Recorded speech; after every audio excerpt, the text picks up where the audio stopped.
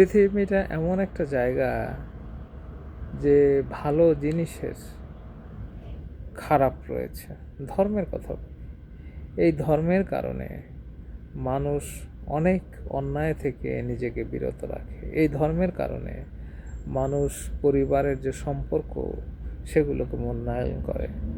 মানুষকে কিভাবে সে চলবে, তার আধ্যাত্মিক জগৎ, তার ব্যবহার, অনেক কিছুই ধর্ম সংযত করে রাখে।